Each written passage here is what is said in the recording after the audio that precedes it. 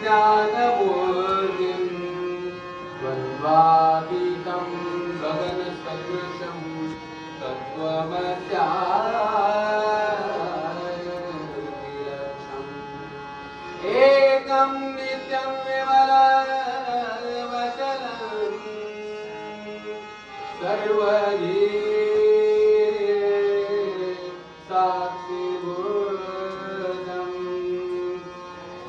भावातीतं त्रिगुणरहितं सद्गुरुः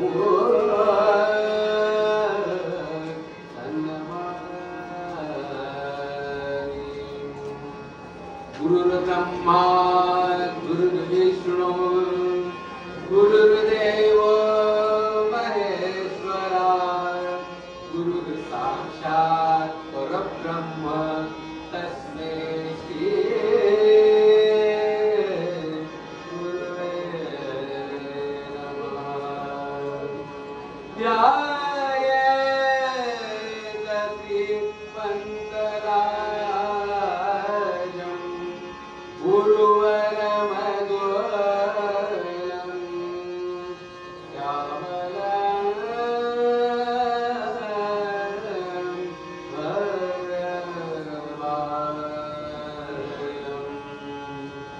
गंभीरं कुङ्कुमाद्यं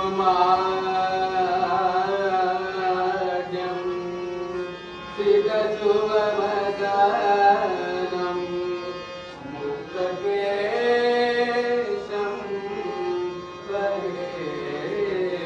परेशं शान्तं गायकाञ्जिरस्तं करद्रुतवरसद्बोधदण्डं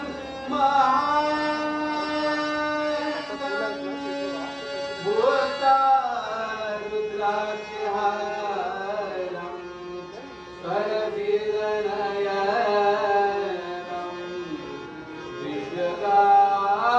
दिव्यगात्रं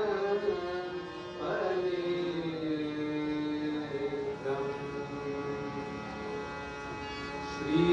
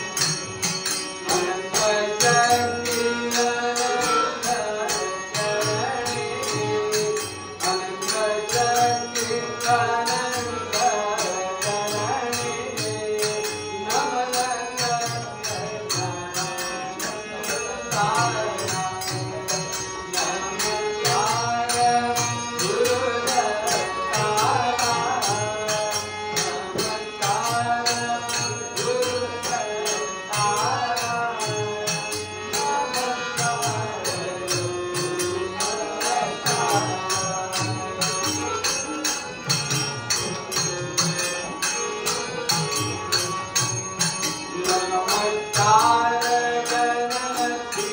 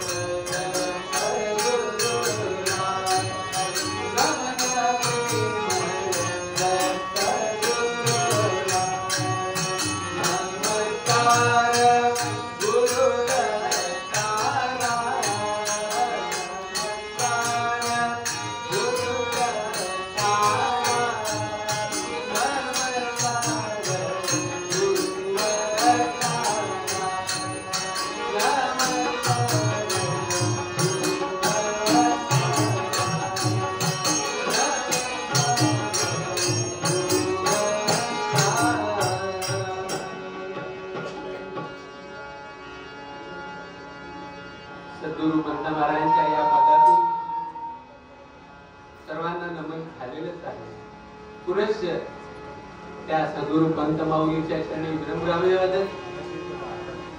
आपण सर्व गुरुबंधू गुरुभगिनी आणि सर्व ईश्वरिष्ठ तुम्हा सर्वांच्या चरणी विनम्र अभिवादन. आणि मला कीर्तनाला साथ करणारे या दोन माझे साथीदार त्या दोघांच्याही चरणी विनम्र अभिवादन करून आपला हा पंचाष्टमीच्या उत्सवाच्या निमित्ताच्या कीर्तनाची सुरुवात आपण करूया.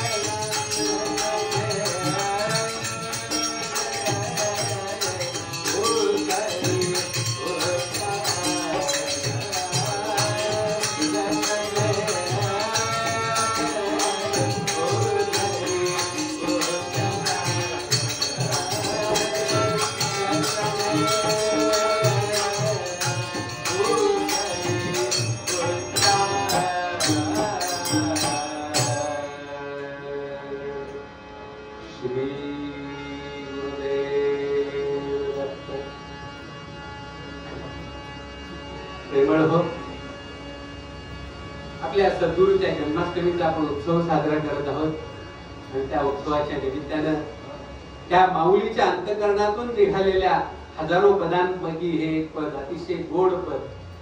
आपण पद ऐकल्यानंतर पदांमधला शब्द त्याच्यापेक्षा त्या शब्दांच्या मागचा जर भाव आपण जर समजून घेतला तर आपल्याला लक्षात येईल की त्या शब्द हे पद म्हणजे त्या सद्गुरू माऊलीचं अक्षरशः अंतःकरणच आहे. या पदामधून पंत महाराज तुम्हा आम्हाला सर्वांना सांगतात की बाबांनो, सद्गुरूचं नाम तुम्ही रसने म्हणजे जिव्हा आपल्या जिभेने तू उच्चारण कर. नुसतंच नाम नाही तर नाम आणि त्या सद्गुरूचं स्मरण, असं तू त्या सद्गुरूचं नाम स्मरण या रसने तू उच्चार कर. आता पंत महाराजांनी सद्गुरूचं नामच का बरं सांगावं, तर प्रेमळ हो. अनादिकालापासून जे जीव आलेले आहेत, 4 युग झाली, सत्ययुग झालं, त्रेतायुग झालं, 5 युग झालं आणि आता चालू आहे ते कलियुग आहे.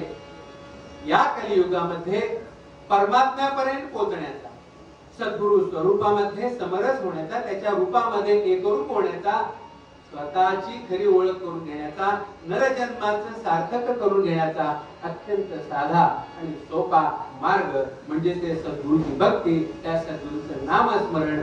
आणि म्हणून पंत महाराज तुम्हा आम्हाला या पदाच्या माध्यमातून सद्गुरूचं नामस्मरण करण्यासाठी विनवित आहे, अक्षरशः विनवित आहे, अर्थाने विनवत आहे.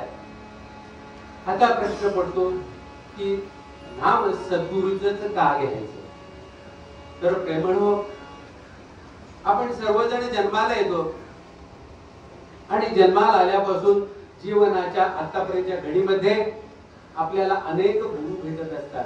आपल्याला जन्म देणारी आपली माता ही आपली पहिली गुरु असते. आपल्याला आजूबाजूला आपले भावंड, आपले पालक, आपले इष्ट हे सर्वजण आपले गुरु असतात, कारण त्यांच्याकडून आपण काही ना काही शिकत असतो. आपण शाळेमध्ये जातो, कॉलेजमध्ये जातो, तिथं त्या गुरूंकडून ते विषय शिकत असतो आणि त्यामुळे ते सर्वजण गुरु असतात. आणि आपण स्वतः या आपल्या डोळ्यासमोर जो दृश्य पसार आहे त्यातून आपल्याला जे वाटतं ते आपण शिकत असतो आणि आपण ते आचरणात आणत असतो. म्हणून आपण सुद्धा आपण स्वतःचे गुरु असतो. परंतु प्रेमळ हो, गुरु सर्वच जण असतात, परंतु सद्गुरू मात्र एकच असतो. हा सद्गुरू कोण असतो, कसा असतो, त्याचं महत्व काय, त्याचं नाम घेऊन असं कोणतं मोठं आपण तीर मारायला जाणार आहोत, असं कोणतं दिव्य शक्ती आपण प्राप्त करणार आहोत, आपण असं कोणतं भाग्य आपण आपल्या जीवनामध्ये प्राप्त करणार आहोत की त्याच्या वर्ण, त्याच्या नामस्मरणासाठी पंत महाराज सर्व साधू संत आर्द्रतेने सांगतात की त्या सद्गुरूचे तू नाम घे. खरंच आहे प्रेमळ, सद्गुरूची व्याख्या अशी आहे की सद्गुरू म्हणजे सद्रूप परमात्मा परब्रह्म जे गूढ आहे, अतिगूढ जे आहे ते उघड करून दाखवणारा गुरु म्हणजे उघड करून दाखवणारा, गुह्य असं स्वरूप जे आहे ते उघड करून दाखवणारा तो सद्गुरू. प्रेमळ हो, पंत महाराजांचं पंत प्रेमामृत नावाचं जे अष्टक लिहिलेलं आहे त्या दिगंबर दासांनी त्या सद्गुरूची व्याख्या एका पुस्तकाची प्रस्तावना करताना फार छान दिलेली आहे. ते असं सांगतात की संत सद्गुरू म्हणजे कोण, तर तो सत्पुरुष, तो महात्मा, तो दिव्य पुरुष की ज्याच्या कृपेने अज्ञान अंधकारामध्ये तडपडणाऱ्या या जीवाचा ज्ञान नेत्र उघड होतो आणि त्याला आपल्या खऱ्या स्वरूपाचं ओळख होते आणि त्या जीवाची या जन्म मरणाच्या फेऱ्यातून सुटका करतो, त्याला निज सुख प्राप्त करून देतो, त्याला निज प्रेम देतो, त्याला निज दान देतो. असा देणारा तो दिव्य परमात्मा तो म्हणजे सद्गुरू. आपण सर्वांनी प्रेमकरांचा जिथे गुरुबंधू आहेत त्या सर्वांनी प्रेमकरांचा अभ्यास केला असेल. पंत महाराजांनी त्या लेखामध्ये सद्गुरूची व्याख्या सांगितलेली आहे, सद्गुरूचे गुण सांगितलेले आहेत. खरं पाहता प्रेमळ हो, सद्गुरू परमात्मा हा मूळचा निर्गुण निराकार आहे. तो गुणातीत आहे, तो वाचामनातीत आहे, तो देहातीत आहे आणि त्यामुळं खरं पाहता त्याला कुठलीच लक्षणं लागू होत नाही. परंतु तुम्हा आम्हा सर्व जीवांना, आपण या सर्व मायाजाळामध्ये गुरफटलेल्या जीवांना त्या निर्गुण परमात्म्याची ओळख करून देऊन त्याची प्राप्ती करून घेणं हे अत्यंत अत्यंत अशक्यप्राय गोष्ट असल्यामुळे तुम्हा आम्हा सर्वांच्या करता कल्याणाकरता, तुम्हा आम्हा सर्वांचा उद्धार करण्याकरता पतित पावन पावर कराया घेसी सगुण अवतार. म्हणून त्या निर्गुण तत्वानं निर्गुण मुळीचा सगुण झाला निज प्रेमासाठी दत्त असा त्या सद्गुरु दत्तात्रयानं सगुण रूप धारण केलं तुम्हा आम्हा सर्वांचा उद्धार करण्यासाठी. आणि असा जो सद्गुरु आहे त्या सद्गुरूने त्या निर्गुण परमात्म्यानं सगुण रूप धारण केलं.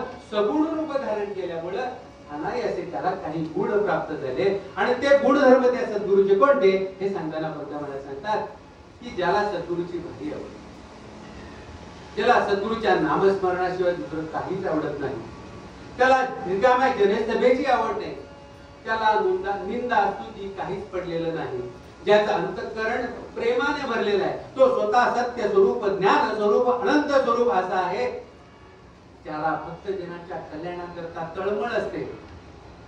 आपल्या भक्तांचा उद्धार करण्याकरता वेळ प्रसंगी आपला जीव सुद्धा धोक्यात घालण्यासाठी मागे पुढे न पाहता तळमळणारा असा तो सद्गुरू. तो मानणाऱ्यांना आणि न मानणाऱ्यांना दोघांनाही बोध करण्यासाठी सदैव तत्पर असतो. एखादी म्हातारी आहे आपल्या एकुलत्या एका पोराला फुलासारखं जपते, कारण तोच माझा राखण करणार आहे, माझं पालनपोषण करणार आहे. अशा पद्धतीने म्हातारी जशी आपल्या एकुलत्या एका पोराचं रक्षण करते, त्याच्यापेक्षा असंख्य पटीनं अधिकरित्या ही सद्गुरू माय आपल्या शिष्यांचं रक्षण करण्याकरता सदैव तत्पर असते. तो सद्गुरू वेदोदित ज्ञानी असतो. त्याला भक्तांकडून सेवा घेण्याची काहीही पडलेली नसते. त्याला मानक मान नको, त्याला कोणी गुढी म्हणावं, त्याला कोणी त्याची पूजा करावी, त्याला मोठे म्हणावं अशी त्याला अजिबात आशा नसते. त्याचं बोलणं हेच वेदांत असतं, त्याचं चालणं हेच सिद्धांत असतं.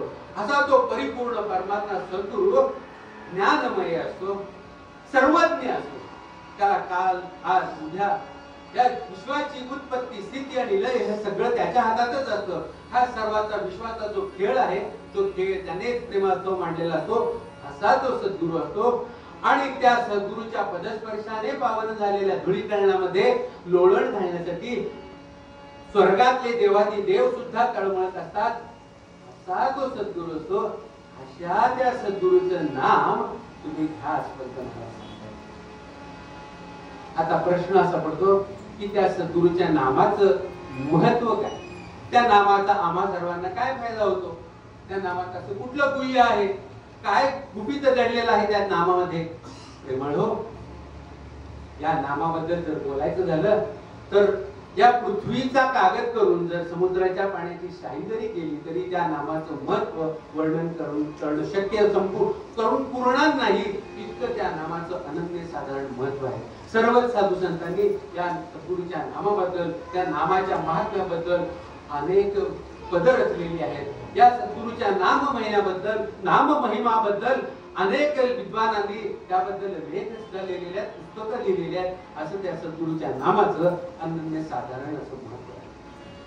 सुरुवातीला आपण प्रेमळ असं पाहू की नामाचं विज्ञानाच्या दृष्टीने काय महत्व आहे. कारण आपण सर्वजण विज्ञान युगामध्ये वावरतो आणि आम्हाला सर्वांना आता अशी सवय झालेली आहे, कुठल्या तरी ब्रिटिश शास्त्रज्ञाने किंवा कुठल्या अमेरिकेतल्या शास्त्रज्ञाने, इंग्लिश नाव काहीतरी असेल अशा, त्यानं काहीतरी सांगितलं हे की बरोबर आहे, हेच खरं आहे असं आपण सांगितलं जातं. त्यावेळेला आमची बुद्धी ते मान्य करायला, ते स्वीकारायला लगेच तयार होते.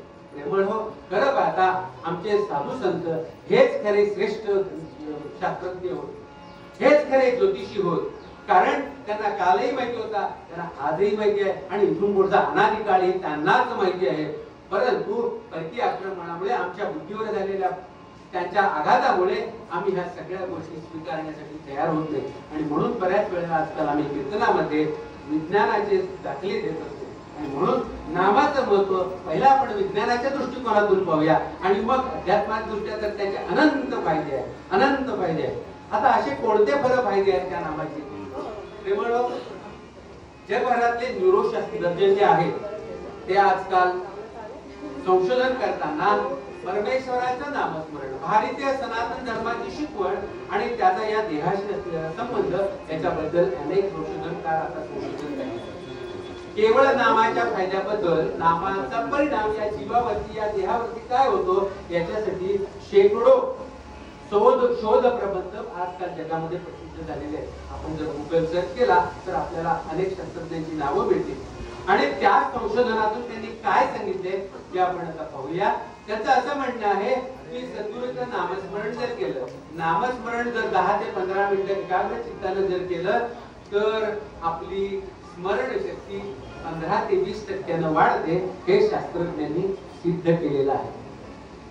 याच बरोबर या नामस्मरणामुळे आपली सहनशक्ती सुद्धा खूप वाढते। म्हणजे आपण आपल्या जीवनामध्ये अनेक सुखाचे प्रसंग येत असतात आणि अनेक दुःखाचेही प्रसंग येत असतात। सुखाचे प्रसंग येतात त्यावेळेला अत्यंत हुरळून जातो, आनंदामध्ये नाचत असतो, बागडत असतो, परंतु दुःखाचे प्रसंग येतात त्यावेळेला मात्र आपण सर्वजण खचून जात असतो। इतके खचून जातो की वेळ पडली तर आपल्याला डिप्रेशन येतं, माझ्याच वाट्याला असं का, अशी आपली अवस्था होते। आणि प्रेमळ हो, अशा सुखाच्या क्षणी आणि दुःखाच्या क्षणी आपण पाहतो बघा, सध्या आता ऑलिम्पिक झालं, आपण क्रिकेट टीव्ही पाहतो, त्यावेळेला एखादा गोलंदाज एखादी विकेट काढतो, त्याची जी एक्साइटमेंट आपण जर पाहिली तर असं वाटतं की तो असा करता करता जमिनीमध्ये खड्डा पडतो की काय। फुटबॉल मध्ये एखाद्याने गोल मारली की तो कपडे काढूनच मैदानाच्या बाहेर पळत होतो, सगळे त्याच्या मागे पळत जातात। प्रेमळ हो, ह्या एक्साइटमेंटचा परिणाम आपल्या जीवावरती होत असतो, आपल्या देहावरती होत असतो आणि याच्यामुळं आपल्या लक्षात आलं असेल की अनेक क्रिकेटपटू हे अत्यंत तरुण वयातच, अनेक खेळाडू सुद्धा अत्यंत तरुण वयात मृत्युमुखी पडतात। याचं कारण ते सुखही पचवू शकत नाहीत आणि हरल्यानंतर दुःखही पचवू शकत नाहीत। हरल्यानंतरची संघाची अवस्था सुद्धा आपण पाहतो, सगळे एका कोपऱ्यात बसून रडत असतात, किती विरोधाभास असतो का, एकेकाळी चल्लो पण एके ठिकाणी सगळे रडत बसलेले असतात।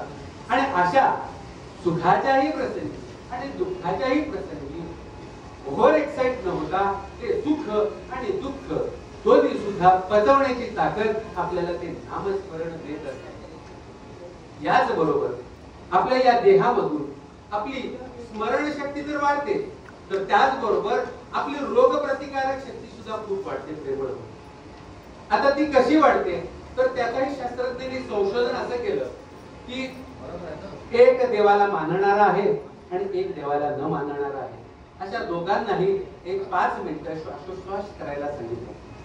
आपण सर्वजण जीवशास्त्र शिकलेलो आहोत, आपल्याला सर्वांना माहिती आहे की जीवशास्त्राच्या नियमानुसार आपल्या शरीरामध्ये प्रत्येक सेकंदाला लाखो पेशी निर्माण होत असतात आणि लाखो पेशी मरत असतात। आणि ह्या पेशी निर्माण होणं आणि मरणं हे कायम जन्माच्या सुरुवातीपासून ते मृत्यूपर्यंत कायम चालू असतं। आता या नामस्मरणाचा या पेशींवरती काय परिणाम होतो हा ज्यावेळेला अभ्यास करण्यात आला त्यावेळेला सांगितलं गेलं की नामस्मरण करणाऱ्याच्या ज्या पेशी निर्माण होणाऱ्या, नामस्मरण करणाऱ्या जीवाच्या शरीरामध्ये निर्माण होणाऱ्या ज्या पेशी आहेत त्या पेशींची तपासणी केली आणि नामस्मरण न करणाऱ्या जीवाची पेशींची तपासणी केली आणि तेव्हा असं लक्षात आलं प्रेमळ हो की ज्याने नामस्मरण केलं त्याच्या शरीरामध्ये निर्माण होणाऱ्या ज्या पेशी आहेत त्या पेशींची रोग प्रतिकारक क्षमता ही नामस्मरण न करणाऱ्याच्या शरीरात निर्माण होणाऱ्या पेशींपेक्षा अनेक पटीने जास्त आहे। आणि त्यामुळं आता हे नामस्मरणाचं जे महत्व आहे ते नामस्मरणाचं महत्व हे या शास्त्राने सुद्धा स्वीकारले। त्याच्याकडून गमतीचा भाग असा की आपण बघा कुठलंही कार्य करतो, कुठलंही कार्य करण्यासाठी शक्ती लागते, हे विज्ञानाला सुद्धा शक्ती दिली आहे। आपण सद्गुरूचं भजन करताना म्हणतो शिवशक्ती रूपे तोची नसतो, तो निर्गुण निराकार शिवस्वरूप जो आहे तो शक्ती रूपाने प्रगट होत असतो। आता म्हणे मी इथं बोलतोय तर मी कसं बोलतोय, माझ्यामध्ये बोलण्याची शक्ती कुठून आली, की त्या परमात्म्याने दिलेली जी शक्ती आहे ती शक्ती वाचेच्या रूपातून प्रगट होते आणि तीच शक्ती मला बोलण्यासाठी ताकद देत असते किंवा माझ्या बोलण्याचं निमित्त ती शक्ती असते। आणि ही जी शक्ती आहे ही शक्ती प्रत्येक कार्याच्या मागे कारणीभूत असते, प्रत्येक कर्माच्या मागे कारणीभूत असते। आणि त्यामुळं कार्य करत असताना, कर्म करत असताना आपण जर नामस्मरण करून जर ते कार्य केलं तर विज्ञानाने पुन्हा हे सुद्धा मान्य केलेले आहे की शरीरामध्ये नामस्मरण करण्याच्या शरीरामध्ये सेंट्रिपिटल फोर्स आणि सेंट्रिफ्युगल फोर्स म्हणजे अनिरुद्ध आणि संक्षेपक अशा दोन्ही पॉझिटिव्ह आणि मदत करणाऱ्या अशा दोन्ही शक्ती सेंट्रिपिटल आणि सेंट्रिफ्युगल फोर्सेस या जीवामध्ये नामस्मरण करताना त्या शक्ती निर्माण होत असतात आणि ह्या शक्तीमुळे आपल्या हाताने घडणारे काम हे सकारात्मक घडत असतं. समाजासाठी, स्वतःसाठी, स्वतःच्या परिवारासाठी, सर्वांसाठी, या विश्वासाठी कल्याणकारक घडत असतं आणि म्हणून नामस्मरण करा असं संत महाराज सांगतात. हे झालं आपलं विज्ञानाच्या दृष्टिकोनातून. आता परमार्थाच्या दृष्टिकोनातून काय बरं पंत महाराजांच्या नावाचं महत्व काय आहे? पंत महाराज एका प्रकरणामध्ये फार छान सांगतात, पंत नामच पावन आहे हो, प्रणवच गुरुनाम आहे, गुरुनाम हेच श्रेष्ठ आहे. गुरुनाम हे गुरुच निर्देशक असतं, तसं प्रणव हा गुरु स्वरूपाचा निर्देशक असतो. आणि म्हणून सद्गुरु हा एकदेशी नसून तो अनेकदेशी असतो. तो सद्गुरु अणुरणीयान असतो, म्हणजे अणुपेक्षाही लहान असतो, अणुपेक्षाही सूक्ष्म असतो, अतिशय गूढ असा तो सद्गुरु स्वरूप असतो. तसाच तो सद्गुरु महत्वमहीयान असतो. महत्वमहीयान म्हणजे मोठ्याहून मोठा, आकाशाहूनही थोर. मगाशी आपण पद म्हटलं, आकाशाहूनही थोर सद्गुरु भक्त हृदय संचला. असा तो आकाशाहून थोर असलेला तो सद्गुरु भक्ताच्या स्वरूप शरीरामध्ये, भक्ताच्या अंतःकरणामध्ये, भक्ताच्या हृदयामध्ये सूक्ष्म रूपाने वास करतो. म्हणून तो लहानाहून लहान आणि थोराहून थोर असा तो सद्गुरु असतो. आणि अशा या सद्गुरूचं जे नाम आहे ते नाम अतिशय पावन आहे. या नामाची ताकद अशी आहे की त्या नामामुळे तो सद्गुरु स्वरूप कसा असतो, तर तो सद्गुरु न गुरुरधिकम न गुरुरधिकम नास्ति तत्व गुरुपरः असं ते गुरु तत्व असतं. वेदांनी सुद्धा सांगितलं की नेती नेती वेद बोलते. त्या सद्गुरूच्या स्वरूपाबद्दल, सद्गुरूच्या गुणधर्माबद्दल काहीही वर्णन करू शकत नाही, असं ते गुणातीत सद्गुरु स्वरूप आहे. आणि म्हणून सद्गुरु स्वरूप हे परात्पर आहे, म्हणजे श्रेष्ठाहून श्रेष्ठ आहे. आणि म्हणून प्रेमळ हो, सद्गुरूच्या मुखातून निघणारा प्रत्येक शब्द हा सिद्धांत असतो. आणि म्हणून या पदाचा प्रत्येक शब्द आणि शब्द हा सिद्धांत आहे. आणि म्हणून सद्गुरूचं नाम स्मरण हा सुद्धा एक सिद्धांतच आहे. सद्गुरूच्या मुखातून निघालेला शब्द प्रत्येक खरा ठरतो. आणि म्हणून सद्गुरु हा देवादिकांपेक्षा सुद्धा श्रेष्ठ आहे. सर्व देव त्या सद्गुरु स्वरूपामध्ये सगळे झालेले असतात.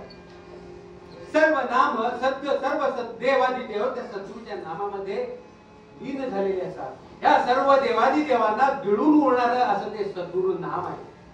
आणि म्हणून हे सद्गुरु नाम या जीवाच्या कल्याणासाठी हितकारक आहे.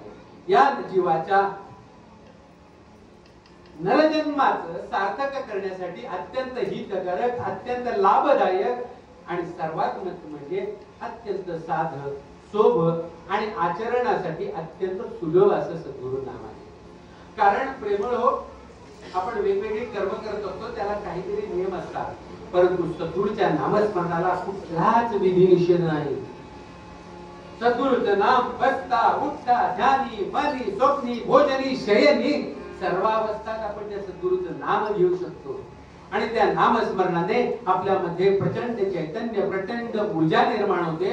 असं त्या सद्गुरूच्या नामाचं अनन्य साधारण महत्व आहे. संत महाराजांनी सांगितलं, आपण ज्या पद म्हणतो किंवा आपण जी सर्वच पद म्हणतो ही पद आहेत. ह्या पदांमधून पंत महाराज आपल्याला नामस्मरण करायला सांगतात. या पदांमधून पंत महाराज हा काही शब्दांचा योग नाहीये, यमक जुळवण्यासाठी केलेल्या ह्या शब्दांची रचना नाही आहे, तर पंत महाराजांच्या अंतःकरणातून सहज स्फुरणातून उठलेले हे जे तुषार आहे, पंत महाराजांच्या अंतःकरणातलं प्रेम ह्या शब्द रूपाने तुम्हाला आम्हाला प्रगट होतं. असं हे सद्गुरूच्या नामाचं महत्व अनन्य साधारण आहे. आणि म्हणून पंत महाराज आपल्याला या पदातून सांगतात की सद्गुरूचं नाम स्मरण तू करी उच्चारण. आता प्रेमळ हो, हे नाम म्हटल्यानंतर कसं आहे की नाम हे आपण वाचन उच्चारत असतो. आपल्याला परमेश्वराने 4 प्रकारच्या वाचा दिलेल्या आहेत. परा, पश्यंती, मध्यम आणि वैखरी अशा 4 प्रकारच्या आपल्याला वाचा दिलेल्या आहेत. त्यातली पहिली वाचा म्हणजे वैखरी आहे. कारण आपण सर्वजण लहानपणा जन्माला आल्यानंतर बोलायला शिकतो, त्या वाचेतून बोलतो. आणि या वाचेतून ते नाम उच्चारता उच्चारता ते मग मध्यमा, मग पश्चंती आणि मग परावाणी, या अशा परावाणीतून ते नाम उच्चारत जावं. असा हा नामाचा महिमा, नामस्मरण टप्प्याटप्प्यानं पुढे न्यायचं असतं. आणि मग ते नाम घेता घेता वाचन घेता घेता घेता प्रत्येक श्वासागणी ते नाम घ्यावं. प्रेमळो, आपण दिवसामध्ये 21,600 वेळेला श्वासोश्वास करत असतो आणि त्या प्रत्येक श्वासाबरोबर सद्गुरूचं नाम आपण घ्यावं अशी खरं पाहता अपेक्षा असते. परंतु आपण संसारिक लोक आहोत, आपलं लक्ष व्यवहार जीवनामध्ये असतं आणि त्यामुळं त्या स्टेजला पोहोचणं खूप कठीण असलं तर ज्ञान वाचेने तरी तुम्ही नाम सद्गुरूचा उच्चार करा. ज्या वेळेला वेळ मिळतो, रिकाम्या जनसभेत लोक टवाळ काय करत असतात, मॅचेस बघत असतात, सिरियल पाहत असतात, ते करता करता आपण वाचेने का होईना पण मध्यमेने का होईना मनामधल्या मनामध्ये त्या सद्गुरूचं नामस्मरण करावं आणि त्या नामस्मरणाने आपलं खरंच सार्थक होत असतं. आता या नामाचं महत्व अनेक साधू संतांनी सांगितलं. नामदेवांनी सांगितलं, अमृतावनी गोड नाम तुझे देवा. पण पुढे काय म्हणतात, मन माझे केशवा काय नाही घे. कारण ते अत्यंत साधं आणि सोपं आहे. आणि आपल्याला मानव स्वभाव असा आहे की जी गोष्ट अत्यंत साधी, सुलभ, सोप्या पद्धतीने मिळते त्यावेळेला आम्हाला त्याची किंमत नसते. आणि म्हणूनच असं होतं, एखादा विदेशी साधू होतो, गोवा येतो आणि त्या नामस्मरणासाठी 500 रुपये द्या, मग तुम्हाला नाम घ्यायला शिकवतो. आम्ही रांगेनं जातो आणि 500 रुपये देतो आणि नाम घेतो. अशी आपली आज परिस्थिती आहे. सद्गुरू पंत महाराजांनी तुमच्याकडून काहीही न अपेक्षा करता, तुम्हाला कुठलीही बंधन न घालता अत्यंत साधा आणि सोपा सुलभ मार्ग सांगितला. सद्गुरू नामस्मरणाचा भक्ती मार्ग सांगितला. आणि म्हणून हा पटवून सांगण्यासाठी पंत महाराज अनेक पदामधून, विविध पदांमधून आपल्याला त्या नामस्मरणाचं महत्व सांगतात. त्या नामाचं महत्व सांगताना पंत महाराज एका पदामध्ये सांगतात,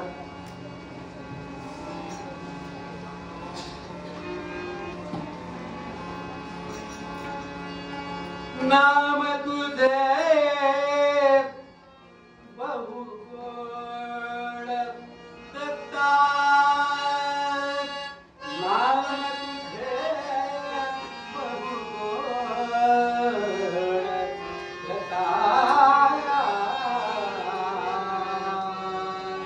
नाम तुझे बहु गोड, नाम तुझे बहु गोड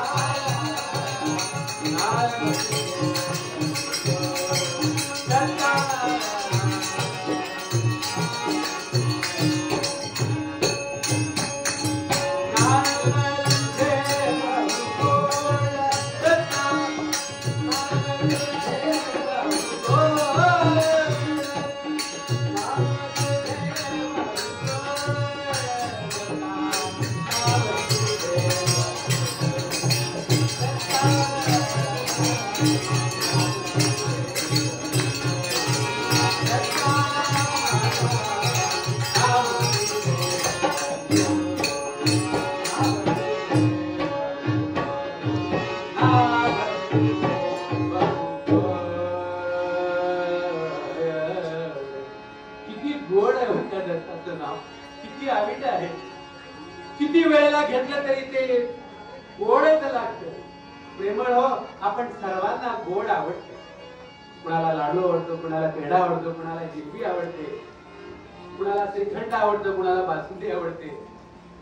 परंतु पहा, एखादा लाडू आवडतो, 1 खाऊ, 2 खाऊ, 5 खाऊ, 6 खाऊ, 38 खाणार असेल तर 10 खाईल, पण त्याच्या पुढे मात्र तो खाऊ नाही शकत. आमच्या पुण्यात एक मित्र होते, त्यांना जिलबी फार आवडायची. जिलबी केवढी खावी, त्याने सांगितलं मी ताटभर जिलबी खातो.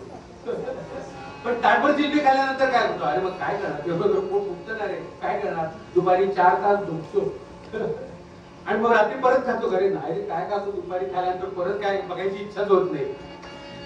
ह्या सर्व गोष्टी गोड कितीही लागल्या तरी त्या खाण्याला मर्यादा आहे. परंतु सद्गुरूचं नाम असं गोड आहे प्रेमळ. ते नाम तुम्ही जितकं जितकं घेत जाल तेव्हा तितकी त्याची गोडी गोडी गोडी गोडी वाढतच जाते, गोडी वाढतच जाते. ती गोडी कमीच होत नाही आणि आपलं जीवन ते नाममय होऊन जातं. इतकं ते सद्गुरूचं नाम गोड असतं आणि त्या नामाची गोडी अत्यंत अविनश्वर असते. त्या गोडीचा वीट कधीच येत नाही, अशी ती गोडी त्या नामामध्ये असते. आणि प्रेमळ हो, जोपर्यंत त्या नामाची गोडी थांबत नाही बरं. भवभय हारक, भवभय नाशक, स्वरूप प्रकाशक, पुनवी मनाची गोड, असं ते सद्गुरु स्वरूप आहे. भव म्हणजे भीती, पुन्हा पुन्हा जन्माला येणं. आपण सर्व त्या परमेश्वरानेच निर्माण केलेल्या मायाजाळामध्ये गुंतत असतो आणि त्यामुळे तुम्हा आम्हा सर्वांना जन्म मरणाच्या फेऱ्यामध्ये आपण अडकत असतो. आणि ह्या भवाच्या फेरीमध्ये चुकणं म्हणजे ह्या मिथ्या अहंकृतीमध्ये पुन्हा पुन्हा न अडकणं म्हणजे भैरी चुकवणं. आणि ही भवफेरी चुकवणारा या विश्वामध्ये, या त्रिभुवनामध्ये सद्गुरु शिवाय अन्य दुसरा कोणीही नाही प्रेमळ हो. याचं कारण असं की तो सद्गुरु स्वतः माया विधूर आहे, पण तो मायातीत आहे, मायाकार आहे. म्हणजे ही माया ही त्यानेच निर्माण केली, परंतु त्या मायेचा परिणाम मात्र त्याच्यावरती होत नाही. असा तो माया विधूर, मायातीत, मायाकार सद्गुरु तुम्हा आम्हा सर्वांना भक्तांना ज्यावेळेला आपण नामस्मरण करतो त्यावेळेला आपल्या भवाचं आणि भयाचं नाश करतो. आपण वासंतिक शिबिराच्या वेळेला पंत महाराजांच्या कीर्तनाच्या वेळेला पद घेतलं होतं. त्या पदामध्ये म्हणतात, स्मर मना सद्गुरु नाथ बाला तुकानंद भक्त कैवारी, भक्त कैवारी, चित विलास प्रिय सुख विभवाची फेरी, चित विलास प्रिय सुख विभवाची फेरी. पण केव्हा परमना सद्गुरु नाथ बाला दुख चित तुकानंद भक्त कैवारी,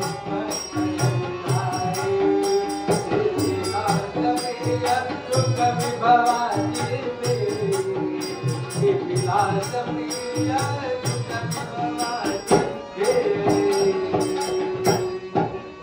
ही जी माया आहे, हा माया म्हणजे त्याचा चिद्विलासच आहे. आणि असा तो चिद्विलास प्रिय आहे. त्याने हा चिद्विलास का निर्माण केला बरं? तर प्रेमास्तव हा जन्म घेतला. तुम्हा आम्हाला, आम्ही आलो प्रेम भोगाया. प्रेम भोगण्यासाठीच त्याने हा चिद्विलास निर्माण केला.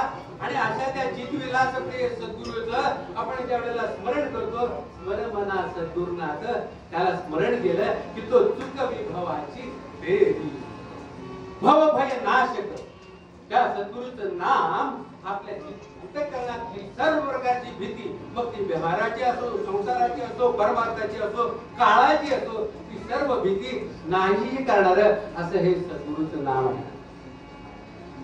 संत महाराजांचा विमळ शिष्य पुट्टाप्पा एकदा असेच सत्संगाला बसलेले असताना पंत महाराजांनी पुट्टाप्पाला उभं केलं. पुट्ट्या अल्लाह म्हण. पुट्टाप्पाने जोरात अल्लाह म्हटलं. पंत महाराजांनी त्याला सांगितलं मीचा जप कर. तो मी जप करायला लागला. त्यानंतर त्याला सांगितलं तू जप कर. तेव्हा त्याने तू तू तुझा जप करायला लागला. आणि मग पंत महाराजांनी त्याला विचारलं, बाबा रे तुला काय अनुभव आला? तेव्हा त्यानं सांगितलं, माऊली अलग मी ज्या वेळेला म्हटलं त्यावेळेला मला भीती वाटली नाही. मी दत्ता तू तू तू तू असं ज्या वेळेला म्हटलं त्यावेळेला मला भीती वाटली नाही. पण मी म्हटलं त्यावेळेला मात्र मला भीती वाटायला लागली. कारण ही अहंकृतीच मीपणात हा करतेपणात तुम्हा आम्हा सर्वांना मायाजाळामध्ये गुंतवत असतो. आणि ही अहंकृतीच बंधमोक्षास कारणीभूत असते. आणि हा बंधमोक्षाचा जो खेळ आहे तो तुम्हा आम्हा सर्वांच्या दुःखाचा आणि भयाचा कारण असतं. आणि म्हणून सद्गुरूचं नामस्मरण करा, भवभयाचं नाश होईल असं पंत महाराज सांगतात. आता आणखीन एका पदामध्ये पंत महाराज सद्गुरूच्या नामाचा हे भय कसं नाश होतं त्याचं वर्णन करतात. शंकाय गुणे गुरुनामाचा माया स्वरूपे तेई दडी कालातीत सद्गुरु पुढे त्रिभुवन मार्ग करदोडी. आपल्या सर्वांना प्रेमळ हो, सर्वात भय कोणतं असतं तर ते असतं मृत्यूचं, काळाचं भय असतं. आणि त्या काळाचं भय त्या सद्गुरूच्या नामाचा डंका जिथं चालू होतो ते अजिबात नसतं. कारण तो सद्गुरू काळात सद्गुरू कसा आहे तर तो कालातीत आहे, तो कालालाही अतीत आहे. त्या काळाचा परिणाम त्या सद्गुरूवरती होतच नाही. उलट त्या काळाचं नियंत्रण सद्गुरूच्या हातात असतं. आणि म्हणून तो काळ सद्गुरूच्या चरणी सद्गुरूच्या दारी तळवारक्या करत असतो. सद्गुरूच्या दारामध्ये मी तुमची काय सेवा करू म्हणून हात जोडून उभा असतो. आणि त्यामुळं सद्गुरूच्या नामाचा डंका जिथं चालू असतो तिथं प्रेमळ भय नसतं. आणि हे सत्य प्रेमळ सद्गुरू पंत महाराजांनी आपल्याला जो काही बोध केला गद्य रूपाने पद्य रूपाने जो काही बोध केला त्या सर्व पद्य रूपात जो बोध आहे तो सर्व बोध हा स्वानुभव सिद्ध होता. त्यांनी तो स्वतः अनुभवला आणि मग तुम्हाला सांगितला. आणि त्यामुळं तो बोध हा सिद्धांत आहे. आणि म्हणून पंत महाराज निक्षून सांगतात,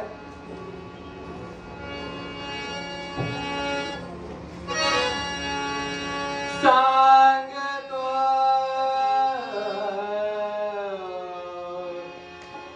सत्य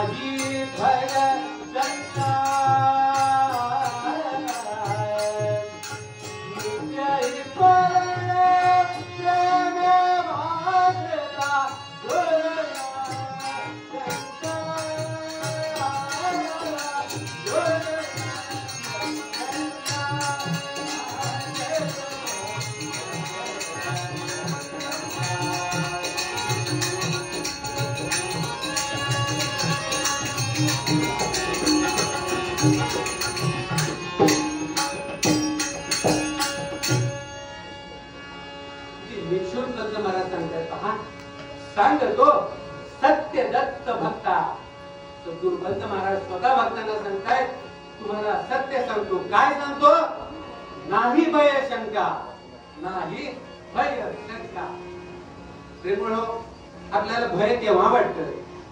जिथं द्वैत असतं, जिथं दोनपणा असतो तिथं द्वैत असतं, तिथं भय असतं, तिथे लाज असते. मला कोण म्हणेल, काय म्हणेल, काय कीर्तनाला लागलाय, तरुणपणा येडाय वाटतं. नाही भय शंका. केव्हा? नित्य ही स्मरणे प्रेमे वाजता गुरुनाम डंका. जिथं गुरुनामाचा डंक वाजवला जातो तिथं काळाचं भय नाही, तिथं लज्जा नाही, तिथे भय नाही, तिथे शंका नाही, असं या सद्गुरूच्या नामाचं अनन्यसाधारण महत्व आहे.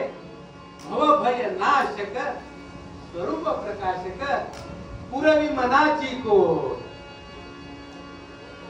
मनाची कोड पुरवणार आहे, म्हणजे आपल्या मनातल्या सर्व कामना पूर्ण करणारं असं ते सद्गुरूचं नाम आहे.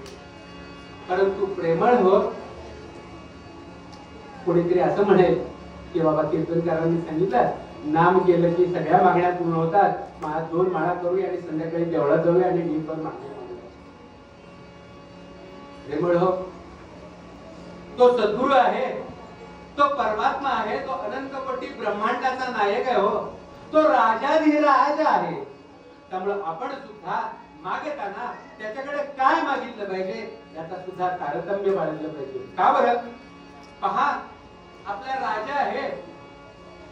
पूर्वीच्या काय होते, आता आपण सांगूया आमदार म्हणूया किंवा एखाद्या मंत्र्याला सांगूया, त्या मंत्र्याला तुम्हा आमच्या घरची धुळी भांडी करायला सांगितलं तर तो करेल का हो?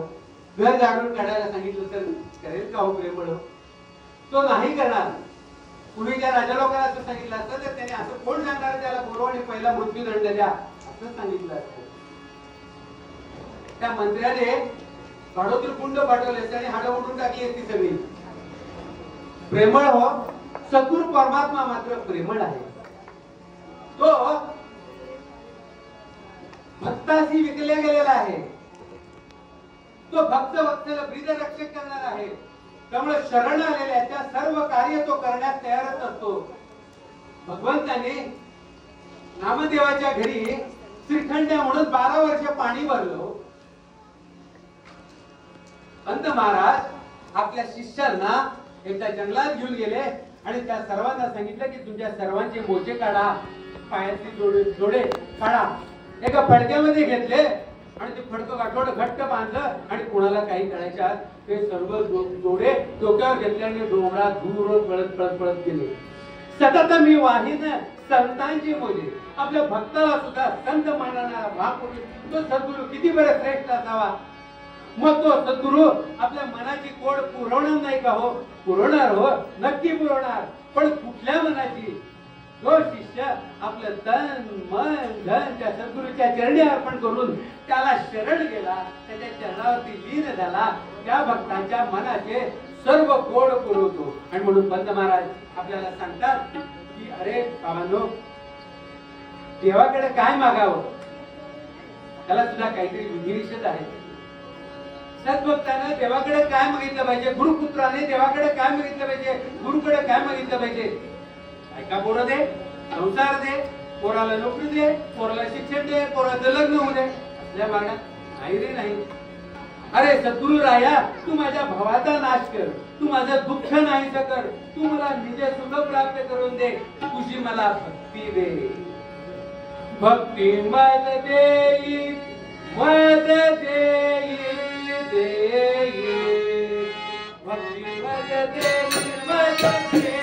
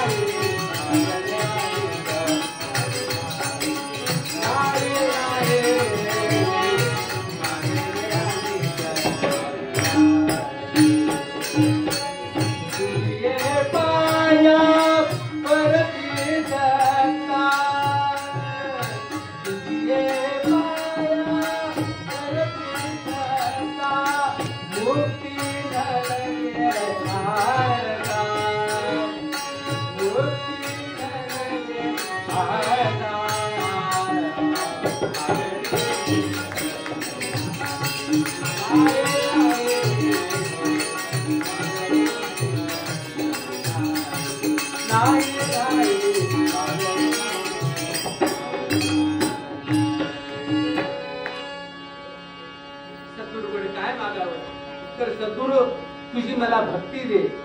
इतकंच नव्हे तर तुझ्या पाया पडते दत्ता, मुलगी मुक्ती न लगे हाता. तुझ्या चरण सोडून मला मुक्ती पण नको, अशी तुझी भक्ती मला दे.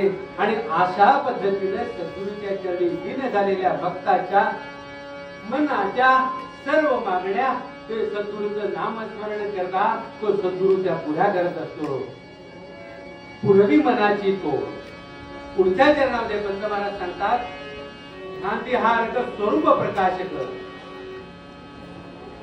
भ्रांतिहारक संस्कृतिकारक, तेही निजपदी जोड. प्रेमळ हो, तुम्ही आम्ही या मायाजाळामध्ये अडकल्यानंतर अनादी काळापासून आपल्या मनामध्ये असाच संस्कार झालेला आहे की आपला हा जो देह म्हणजेच आपण आहोत आणि हा देह शाश्वत आहे. या देहापासून जे 5 विषयांचे भोग घेतले जातात, शब्द स्पर्श रूप रस गंध, या 5 विषयांपासून आपण जे उपभोग घेतो ते विषयांचा उपभोग घेणं म्हणजेच खरं सुख आहे असा आपला भ्रम होतो. आणि म्हणून आपण काय करतो, या विषयांपासून मिळवणाऱ्या सुखांच्या मागे धावत धावत धावत जात असतो. आणि म्हणून मगाशी दिगंबरदासांचं वर्णन केलं, त्यांनी या संसाराबद्दल फार छान वर्णन केलेलं आहे. ते म्हणतात की हा जो मूळ जन आहे, हा मायाजाळामध्ये फसलेला हा जो जीव आहे, तो जीव काय करतो तर विषयांमध्ये सुख शोधण्याचा प्रयत्न करतो की ज्या विषयांपासून सुख कधीच मिळत नाही. म्हणजेच काय होतं की अनित्य विषय सत्य मानून जातो त्या मागे, असं म्हणतात. एका पदामध्ये सांगतात, जे अनित्य आहे त्याच्यामध्ये नित्यता शोधायला जातो, जे अशुचित आहे, जे अपवित्र आहे, त्या अपवित्रामध्ये शुचिता शोधायला जातो, ज्याच्यामध्ये दुःखच भरलेलं आहे अशा ठिकाणी तो जीव सुख शोधायला जातो. आणि म्हणून व्हायचं काय, तो परिणाम व्हायचा तोच होतो, ज्याप्रमाणे मृगजळामध्ये जळ शोधण्यासाठी धाव धाव धाव धाव धावत असत आणि ते धावत धावत धावत असताना त्याला ते जळ तर मिळतच नाही, परंतु तो थकून मागून मात्र जातो आणि दुःखी आणि कष्टी होतो. तसा हा जीव या संसारामध्ये सुख शोधता शोधता शोधता तळमळतो आणि दुःखी होतो, कष्टी होतो. हा जीव किती कष्टी होतो तर ह्या 5 विषय तर आहेतच, त्याच्या पुढे जाऊन षड विकार, काम क्रोध लोभ मद मोह मत्सर अशी 6 विकार त्याच्या मागे लागलेले असतात. 7 व्यसने त्याच्या मागे लागलेले असतात. त्याला गिळंकृत करण्यासाठी, त्याला आपल्या आहारी पाडून घेण्यासाठी धावत असतात. ते कमी म्हणून की का अष्टमद त्याच्या मागे धावत असतात. पुत्र पलत्र देहांपासून, घर दार बायका पोरं यांच्यापासून सुख मिळेल म्हणून धावत असतो. परंतु पंत महाराज सांगतात, नाही भरवसा देहाचा, पुत्र कलत्र देहाचा, सुरपाई करी धरा तरीच तरसी संसारा. या पुत्र कलत्रांपासून, देहापासून, दागदागिन्यापासून, संपत्तीपासून आपल्याला सुख मिळेल म्हणून त्याच्या मागे धावत असतो. आणि धावता धावता खरं सुख मिळतच नाही आणि हा जीव दुःखी होतो, कष्टी होतो, तळमळतो. कसा होतो तर जसा एखादा वृद्ध हत्ती एका सरोवरामध्ये जातो आणि पाणी पिण्यासाठी जातो, तहान भागवण्यासाठी, आणि चुकून मागून त्या सरोवरातल्या चिखलामध्ये अडकून पडतो. वृद्ध असतो, इंद्रिय क्षीण झालेले असतात आणि त्यामुळे त्या चिखलातून बाहेर पडण्यासाठी तो प्रयत्न करत असतो, परंतु त्याला शरीरामध्ये ताकद नसते. तशी हा जीव ह्या 5 विषय, षड विकार, सप्त व्यसन, गृहदारा, ह्या सर्वांमध्ये संसारामध्ये, ह्या संसाराचं वर्णन सर्व संतांनी असं केलं. पंत महाराज म्हणतात, पाहता संसार दुःखाचा सागर, तिळभर सुख नदीचे पाहता, जाणे अवचित्ता नेणो केव्हा. संत तुकाराम महाराज म्हणतात, सुख पाहता जवा पाडे, दुःख पर्वत एवढे. एवढं दुःख असून सुद्धा या दुःखा मायाजाळामध्ये अडकल्यानंतर त्या जीवाला कळून चुकतं की आपण फसलेलो आहोत. परंतु तो जसा हत्ती त्या चिखलामध्ये अडकतो, तसा विषय कर्दमी दर्दुर आम्ही अंकित त्रितापा, अशी या जीवाची अवस्था होते. या विषयरूपी चिखलामध्ये अडकून पडलेला हा जीव बाहेर पडण्यासाठी, सुख प्राप्तीसाठी तळमळत असतो. आणि अशा वेळेला, अशा घोर प्रसंगी, अशा भयानक प्रसंगी, अशा दुःखमय प्रसंगी ती सद्गुरुमाता धावून येते. ती सद्गुरुमाता धावून येते आणि त्या भक्ताला हाताला धरून उचलून या कडेवरी घेते आणि त्याला ह्या संसाराचं खरं स्वरूप दाखवून देते. हा संसार खरं पाहता दिसणारा हा मायाजाळ आहे आणि म्हणून या मायाजाळामध्ये तू गुंतू नको. संसार अनर्थ प्रत्यक्ष हा बोध ती सद्गुरुमाता त्या शिष्याला करते आणि त्या संसाररूपी दुःखातून बाहेर काढून शाश्वताचं सुख देणाऱ्या, सुख दुःखाच्या पलीकडे ब्रह्मानंद देणाऱ्या अशा निजपदी देई निजपदी जोड अशा निजपदी घेऊन त्या भक्ताच्या जीवनामध्ये सुख, निज सुख, निज शांती, निज प्रेम देऊन त्याला आनंदाचा तुषारा त्याच्यावरती वर्षाव करणारी ती सद्गुरु माय एकमेव असते. आणि म्हणून पंत महाराज सांगतात, सद्गुरु नाम स्मरण तू करी उच्चारण. आणि या पदाच्या नाम तुझे बहुगोड या पदाच्या शेवटच्या चरणामध्ये पंत महाराज सांगतात, अभय भक्ती अखंड शांती येई दत्त स्वरूपीचा. त्यावेळेला आपण सद्गुरूच्या चरणी शरण जातो, सद्गुरूच्या चरणी लीन होतो, त्यावेळेला जी भक्ती होते ती भक्ती अभय भक्ती असते. का तर त्या भक्तीमध्ये मागणं काहीच नसतं, फक्त सद्गुरूचं प्रेम प्रेम प्रेम आणि प्रेम एवढंच मागणं असतं. आणि अशी अभय भक्ती अखंड शांती देते. प्रेमळ हो, आपण सर्वजण या संसार चक्रामध्ये शांती प्राप्तीसाठीच प्रयत्न करत असतो. आणि ही शांती या संसारामध्ये कधीच मिळत नाही, कारण हा संसारच मुळात विषम आहे. मग तिथे समता आहे तिथे शांती आहे, समस्वरूप आहे तिथे सद्गुरु स्वरूप आहे तिथे शांती आहे. मग ही शांती मिळणार कशी संसारामध्ये? ती संसारामध्ये मिळत नाही, ती सद्गुरूच्या नामस्मरणामध्ये मिळते, सद्गुरूच्या भजनामध्ये मिळते, सद्गुरूच्या भक्तीमध्ये मिळते, सद्गुरूच्या कीर्तनामध्ये मिळते. आणि ती अभय भक्ती शांती ती अखंड शांती असते. तीच अखंड शांती खरी असते, मनाची शांती खरी नव्हे. का तर आपलं मन शांत आहे असं वाटलं तरी मन अतिचंचल आहे. या क्षणाला शांत आहे म्हणेपर्यंत पुढच्या क्षणाला ते पुन्हा कुठल्या तरी विषयांकडे उड्या मारत जातं आणि त्याची शांती भंग होते. आणि म्हणून मनाची शांती ही शांती खोटी, सद्गुरु घरची शांती ती शांती घरी. अशी शांती अभय भक्ती अखंड शांती तो सद्गुरु देतो. त्याच्या नामस्मरणातून मिळते, त्याच्या भजनातून मिळते. आणि ती भक्ती ते शांती आपल्याला काय करते तर या शिष्याला त्या स्वरूपामध्ये रममाण करून टाकते, त्या स्वरूपामध्ये एकरूप करून टाकते. आणि आपलं प्रेमळ हो, आपल्या नरजन्माचं हेच खरं हित आहे, हेच नरजन्माचं सार्थक आहे. म्हणून नरजन्माचे सार्थक झाले, सद्गुरु पद मज मिळाले. आणि हे सद्गुरूचं नरजन्माचं सार्थक कशामुळे प्राप्त होतं? त्या सद्गुरूच्या भक्तीने होतं, सद्गुरूच्या नामस्मरणाने होतं, सद्गुरूच्या कीर्तनाने होतं. आणि म्हणून सद्गुरू पंत महाराज तुम्हाला सद्गुरूचं नामस्मरण करण्यासाठी सांगतात. श्री गुरुदेव. आपण आपले गुरुबंधू या नामाच्या महिन्याला अनुसरूनच एक पद म्हणतील आणि त्यानंतर आपण कीर्तनाचा उत्तर भाग सुरुवात करू.